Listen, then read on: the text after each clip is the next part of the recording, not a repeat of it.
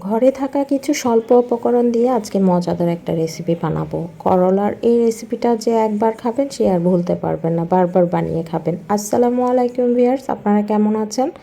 আশা করি ভালো আছেন, আমিও ভালো আছি।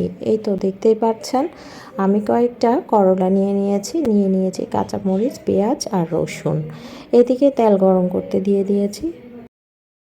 খেয়াল রাখবেন চুলার আঁচ যেন হালকা থাকে, বেশি জোরে জাল দিলে কাঁকরোলগুলো ভিতর থেকে সিদ্ধ হবে না, উপরে পুড়ে যাবে। তাই কম জালের মধ্যে সিদ্ধ করতে হবে।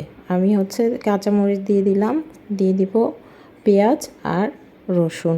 সবগুলো উপকরণ ভালোভাবে হালকা লাল করে এপাশ ওপাশ করে ভেজে নিতে হবে। খেয়াল রাখতে হবে কোনো ক্রমে যেন পুড়ে না যায়, পুড়ে গেলে স্বাদটা নষ্ট হয়ে যাবে। বিশ্বাস করেন এই ভর্তাটা এতটাই মজার হয়েছিল, সবাই খুব পছন্দ করেছে।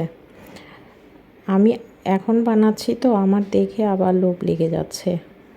খুব মজার হয় ভর্তাটা, আপনারাও বাসায় চাইলে ট্রাই করতে পারেন। দেখতেই পাচ্ছেন একটু হালকা লাল লাল করে ভেজে নিলাম। এখন সবগুলো ভাজা হয়ে গেছে, আমার বানানোর পালা। এখন আস্তে আস্তে সবগুলো তুলে নেব তেলের থেকে, তুলে একদম তেল ঝরিয়ে নেব। তারপর পাটার মাঝে সবগুলো পিষার পালা। আমি চিংড়ি মাছ দিয়েছিলাম 3টা, এগুলোর সাথে ভেজে নিয়েছি। চিংড়ি মাছ দিলে কিন্তু ভীষণ মজার হয়। এই তো পাটার মাঝে সবগুলো নিয়ে নিলাম, আস্তে আস্তে সবগুলো ভালোভাবে পিষে নিব। একদম আমিষ করে পিষবো না, একটু হালকা পিষে নিব। দেখতে পাচ্ছেন আমি কিভাবে পিষে নিচ্ছি। এতক্ষণ ধরে যারা আমার ভিডিওটা দেখেছেন তাদেরকে অসংখ্য অসংখ্য ধন্যবাদ। অনেক আপুরাই আমার ভিডিও দেখেন, সুন্দর সুন্দর কমেন্ট করেন। এই কমেন্টগুলো পড়তে আমার ভীষণ ভালো লাগে। আপনাদের কমেন্টই আমার ভিডিওর অনুপ্রেরণা।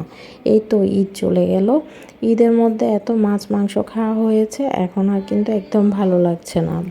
এখন ভর্তা মাখার পালা। আমি কিন্তু লবণ দিইনি ভাজার সময়, এখনই লবণ দেব। এরই মাঝে কিন্তু ধনিয়া পাতা দিয়ে দিয়েছিলাম। ধনিয়া পাতা দিলে কিন্তু ভর্তার টেস্ট অনেকখানি বেড়ে যায়।